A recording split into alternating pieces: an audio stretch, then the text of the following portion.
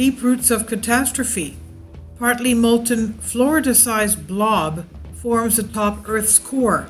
I would say it's a lot bigger than Florida size. I think it's 2 or 3 times Florida size.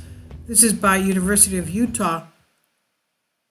The University of Utah seismologist analyzed seismic waves that bombard Earth's core and believes he got a look at the earliest roots of Earth's most cataclysmic kind of volcanic eruption. But don't worry, he says it won't happen for perhaps 200 million years in the future. He says what we may be detecting is the start of one of these large eruptive events that, if it ever happens, could cause very massive destruction on Earth, says seismologist Michael Thorne, the study's principal author and an assistant professor of geology in the University of Utah. But the disaster is not imminent, he says. This is a type of mechanism that may generate massive plume eruptions, but on the time scale of 100 million to 200 million years from now, so don't cancel your cruises, he says. The next study will be in the journal Earth and Planetary Science Letters, indicating that 2 or more continent-sized piles of rock are colliding as they move at the bottom of Earth's thick mantle and atop the thicker core some 1,800 miles beneath the Pacific. That is creating a Florida-sized zone of partly molten rock that may be the root of either of 2 kinds of massive eruptions far in the future. Of course, we're talking about super-eruptions here. Hotspot plume supervolcano eruptions like those during the past 2 million years in Yellowstone, Wyoming's caldera, which covered North America with volcanic ash. Finally, support my Patreon account. The daily posts are 5 videos daily, and they are totally different from what I have on my YouTube channel.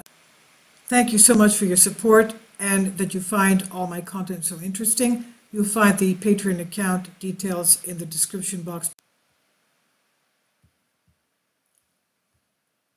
Gargantuan flood basalt eruptions that created the large igneous provinces, like the Pacific Northwest Columbia River basalts leading up to Yellowstone caldera as we have today.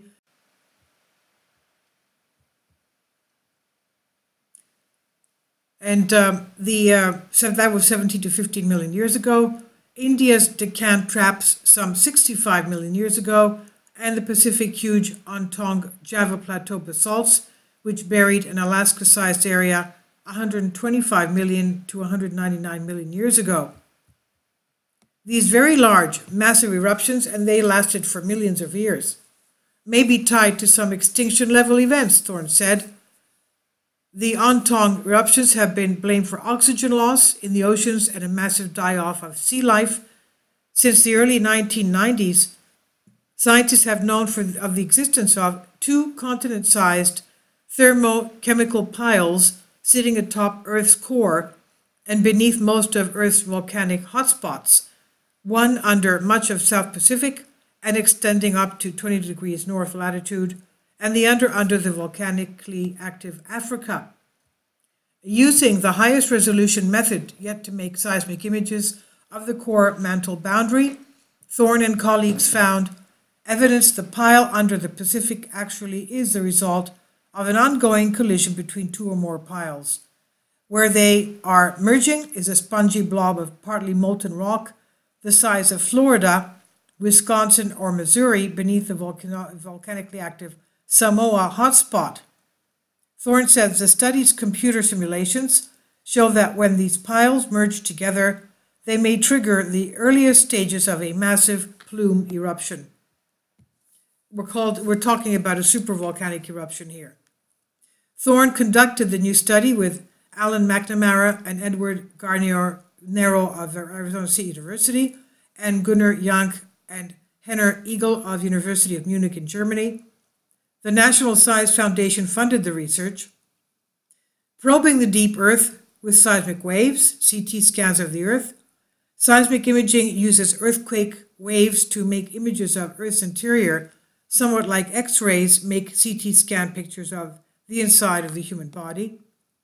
The new study assembled the largest set of data ever used to map the lower mantle in the Pacific region by using 4,221 seismograms from hundreds of seismometers around the world, that detected 51 deep earthquakes originating more than 60 miles under the surface. Thorne and colleagues looked for secondary earthquake shear waves known as S waves that travel through much of the Earth, hitting the core, and then convert to primary compressional waves or P waves as they travel across the top of the core. Then they convert back to S waves as they re-enter the mantle and then reach seismometers. Thorne says the short bursts of P wave energy are very sensitive to detecting variations in the rock at the core mantle boundary. Thorne performed 200 days of supercomputer simulations at the University of Utah Center for High Performance Computing. He simulated hundreds of possible shapes of the continent-sized piles and state-sized blobs until he found the shapes that could best explain the seismic wave pattern that were observed. A look at the core mantle boundary. The new study provided an unusual look at one of the most remote parts of the Earth, located about 1,800 miles beneath the surface, the boundary between the plate's molten outer core and its warm mantle rock, which has convection movement that has been compared with a conveyor belt or slowly boiling tomato soup. Tectonic plates of Earth crust and uppermost mantle drift atop the warmer convecting lower mantle. Thorne says, "We did hundreds of simulations of lots of different variations of what the Earth might look like at the core mantle boundary, the most simulations anybody has ever done to look at the core mantle boundary structure. At some places, there were oceanic and continental tectonic plates collide, such as offshore from the Pacific Northwest to Alaska. The seafloor plate dives or subducts beneath the continent and plunges slowly into the mantle. Thorne suspects subducting plates ultimately fall deep enough to help push the piles around on Earth's core. Whether hotspots originate at the core mantle boundary or at shallower depths depends. Depths has been debated for decades. But in the 1990s, geophysicists found evidence for the continent-sized thermochemical piles beneath Africa and the Pacific. These are known technically as LLSVPs, or large, low-shear velocity provinces, because seismic shear waves passing through them move 5% slower than thought through surrounding mantle rock. That suggests they have a different composition and or temperature than the surrounding mantle.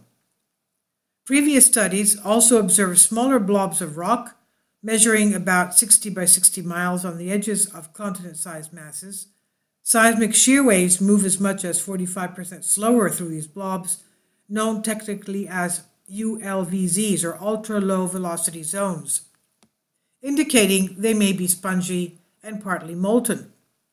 Thorne says his analysis of seismic waves passing through the core mantle boundary reveals the Pacific pile really represents two or more continent-sized piles, continent-sized, slowly sliding atop the core and colliding so that partly molten blobs on either edges are merging into the largest such blob, or ULVZ, ever observed, roughly the size of Florida. He says, "My study might be the first to show actual seismic evidence that the piles are moving. People who have done previous simulations have suggested this. They're sitting atop the core and getting pushed around by overlying mantle forces like subduction. They move around on the core somewhat like continental plates drift at Earth's surface." Thorne says the merging LLSVP piles are each about 1,800 miles diameter, forming a single pile some 3,600 miles wide from east to west, as stretching across Earth's core beneath an area from Australia almost to South America. The two blobs, or ULVZs, on the pile's edges merge to form a new blob that's perhaps 6 to 10 miles thick and covers an area about 500 miles long and 150 miles wide, about the area of Florida, or 8 to 10 times larger than the ULVZs we observed before, Thorne says. Because the larger piles have not fully merged, seismic imaging shows there's a depression or a hole between them, and the Florida-sized blob is forming there as smaller UVLZs merge in the hole. Thorne says we are actually seeing that these piles are being shoved around. If hotspots actually are generated near the core mantle boundary, where they are being generated seems related to where these piles and ULVZs are. So if we are pushing these piles around, we also are pushing around where hotspot volcanism may occur. Warmer rock is less dense than cooler rock. Thorne says that where the ULVZ blobs form seems to be related to where the hot rocks start convecting upwards to begin the long, slow process of forming a plume that eventually causes massive eruptions. We're talking about super eruptions. This is a very significant discovery, obviously. This is by University of Utah and phys.org. Please leave your comments. Thank you for your support.